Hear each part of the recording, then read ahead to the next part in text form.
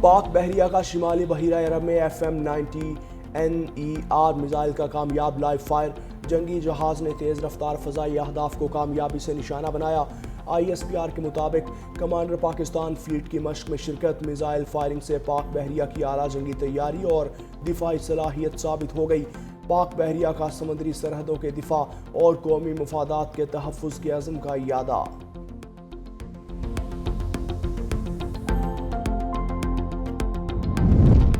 پاکستان کے ہاتھوں میدان جنگ میں شکست کے بعد بھارت کو سفارتی محاذ پر بھی مسلسل سستی کا سامنا۔ امریکہ کی قیادت میں جدید ٹیکنالوجی کے عالمی اتحاد پیکس سیلیکا سے بھارت کو نکال دیا گیا۔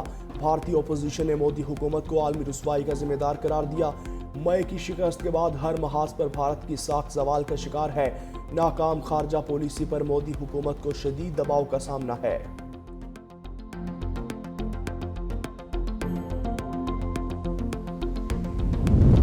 آسٹریلیا کے ساحل پر خون کی ہولی، تقریب کے دوران فائرنگ سے 16 افراد قتل۔ تقریب میں بھگدڑ مچ گئی، گولیاں لگنے سے 29 افراد زخمی۔ فائرنگ کا واقعہ سڈنی کے ساحل پر مذہبی تہوار میں پیش آیا۔ پولیس کی جوابی فائرنگ میں ایک حملہ آور ہلاک، دوسرا گرفتار۔ پولیس کی عوام سے متاثرہ علاقے سے دور رہنے اور محفوظ مقامات پر پناہ لینے کی ہدایت۔ ہلاک حملہ آور کی مان ہارون مونس کے نام سے شناخت، تعلق ایران سے تھا۔ گرفتار ملزم کی نوید اکرم کے نام سے شناخت ہوئی۔ آسٹریلوی پولیس کا سڈنی میں نوید اکرم کے گھر پر چھاپا۔ آسٹریلوی پولیس نے سڈنی حملے کو دہشت گردی قرار دیا۔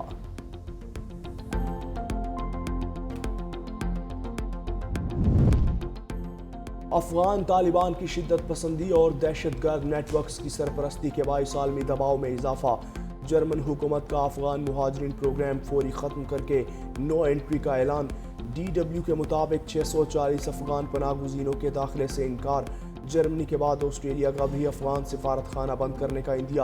طالبان کی پالیسیوں کے باعث افغانستان کو سفارتی تنہائی اور سخت عالمی نتائج کا سامنا ہو سکتا ہے۔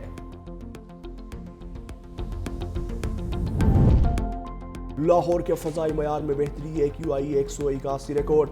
پنجاب حکومت کے اینٹی سموک اقدامات کے مثبت نتائج سامنے آنے لگے۔ ہوا کی رفتار 8 سے 10 کلومیٹر فی گھنٹہ اور درجہ حرارت 24 ڈگری متوقع۔ زیرو ٹالرنس پالیسی کے تحت صنعتی اخراج بھٹوں اور دھواں چھوڑنے والی گاڑیوں کے خلاف بلا امتیاز کارروائیاں تیز کر دی گئیں۔ سینئر صوبائی وزیر مریم اورنگزیب کا کہنا ہے کہ وزیر اعلیٰ کی ہدایت پر اینٹی سموک اسکواڈز 24 گھنٹے فعال ہیں۔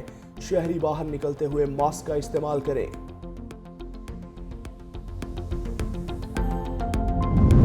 اور موٹر ویز اور قومی شاہراہوں پر شدید دھند، M2 لاہور تا کوٹ مومن، M3 M4 اور M5 مختلف حصوں میں ٹریفک کے لیے بند کر دی گئی۔ حد نگاہ میں بہتری کے بعد لاہور سیالکوٹ موٹر وے اور M1 پشاور تا اسلام آباد ہر قسم کی ٹریفک کے لیے کھول دی گئی۔ موٹر وے پولیس کی غیر ضروری سفر سے گریز کی ہدایت۔ ترجمان موٹر وے پولیس کے مطابق موٹر ویز بندش کا مقصد جان و مال کا تحفظ ہے۔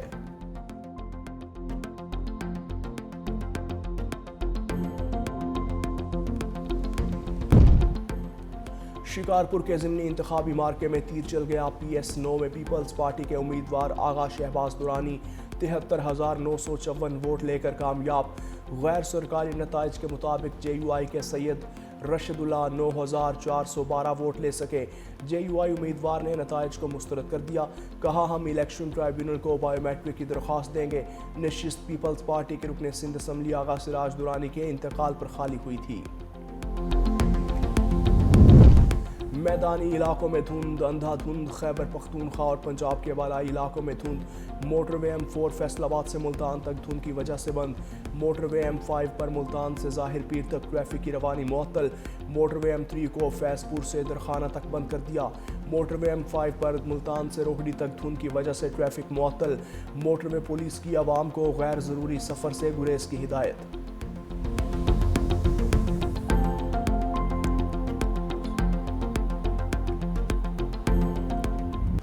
حافظ نعیم الرحمان نے نون لیگ کو نشانے پر رکھ لیا، کہا نواز شریف 70,000 حرام ووٹ لے کر منتخب ہوئے۔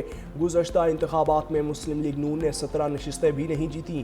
ٹیکس نہ دینے والی اشرافیہ کا چالان کون کرے گا؟ خاندانی سیاست نے بلدیاتی نظام کو کمزور کر کے رکھ دیا۔ بلدیاتی نظام لاگو ہونا چاہیے، اب اس سیاست کو بدلنا بہت ضروری ہے۔ ہم اس گلے سڑے نظام کے خلاف پورے ملک میں تحریک چلائیں گے۔ ناانصافی کے نظام کے خلاف مل کر کھڑا ہونا ہوگا۔ حافظ نعیم کا 21 دسمبر سے موجودہ سیاسی نظام کے خلاف احتجاج کا اعلان۔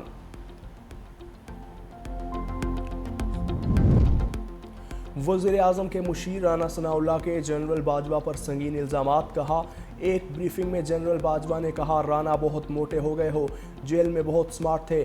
فیض حمید سے کہا اس کو دوبارہ سمارٹ بناؤ، میں نے کہا کہ مجھ پر مقدمہ آپ نے ہی بنوایا، اللہ اس دنیا میں ہی اس کا حساب کرے گا، ایسا ہو ہی نہیں سکتا۔ حاضر سروس آفیسر آرمی چیف کی مرضی کے بغیر جھوٹا مقدمہ بنائے۔ مزید بولے بانی پی ٹی آئی کے دور میں معاملات فیض حمید جنرل باجوہ کی مرضی سے ہی چلتے تھے۔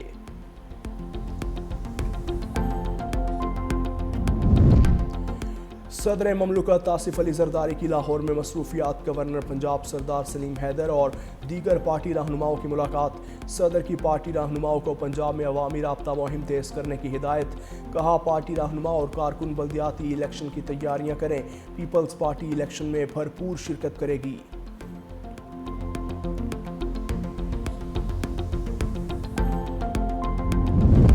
بلاول بھٹو زرداری سے گورنر خیبر پختونخوا فیصل کریم کنڈی کی بلاول ہاؤس کراچی میں ملاقات۔ گورنر فیصل کریم کنڈی کی صوبے کے عوامی مسائل کے حوالے سے بریفنگ۔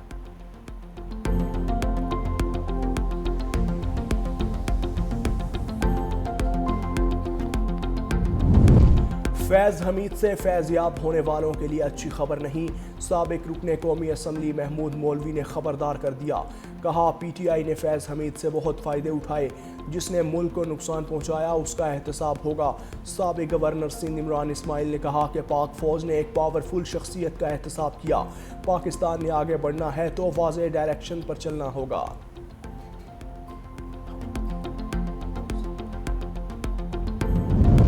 پی ٹی آئی رہنما قاضی انور نے تحریک انصاف سے راہیں جدا کر لیں، کہا پارٹی کی موجودہ قیادت نے میری بے عزتی کی ہے، پی ٹی آئی میں مجھے شدید ذہنی اذیت پہنچی، بانی پی ٹی آئی سے ذاتی تعلق برقرار رہے گا، جس منشور پر پی ٹی آئی عمل میں لائی گئی ہے اس پر عمل نہیں کیا جا رہا۔